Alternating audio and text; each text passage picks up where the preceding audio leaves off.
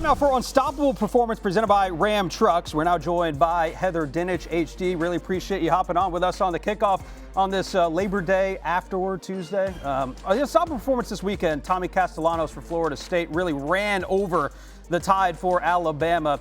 We just heard Dio talk about the state of affairs in Tuscaloosa. You were on the desk with him for Get Up yesterday. Are you with Dio in the fact that the sky is falling in Tuscaloosa, or are you pumping the brakes a little bit?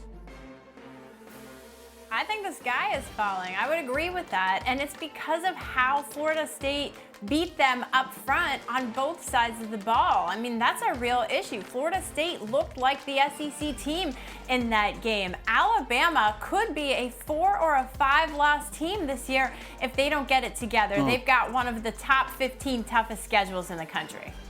The legend over at the Paul Feinbaum show said that they got ran over by the Gus Bus, and I unfortunately agree with him. But I digress because I do want to give some props to Florida State for their performance in that rushing game effort specifically. But how does that bode for not just Florida State and how good they could be in inserting themselves into the college football playoff conversation, but the ACC overall? How does that sort of open up the possibilities of how that conference can be perceived?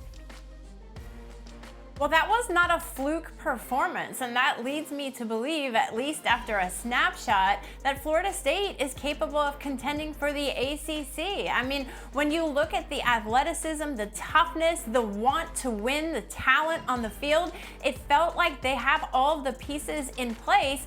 And oh, by the way, they don't leave the state for a couple of weeks here. Yeah. They've got home field advantage going in their favor. So I think that this could really help the ACC if they keep this momentum going in terms of depth, because everyone talks about Clemson. Miami is certainly right there with that big win against Notre Dame. I would say they're the leader right now in the ACC. You've got SMU as well. This could be a deeper conference than a lot of people initially thought going into this season. One of the best parts of having HD on our shows is we just pepper her with these crazy college football playoff scenarios. All the hypotheticals. So, HD, I got one for you. Tell me how crazy this is. 4 teams from the state of Florida getting in the college football playoff this year. Possible or no?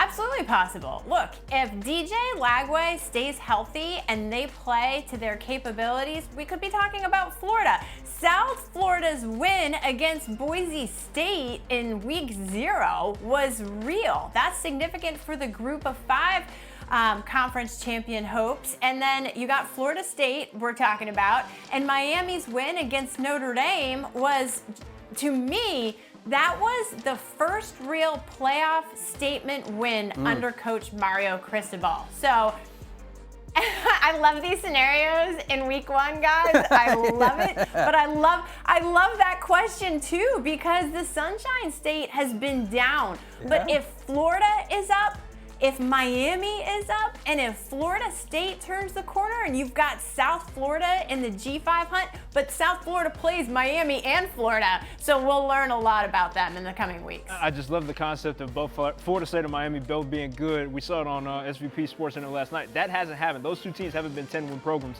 since 2001 or something absurd. It's been a while, is the gist of it, that we've had powerhouses in the state of Florida, multiple in that. You want this, you got that. No way, watch them walk right past you. Run fast while you have the chance. Don't speak, let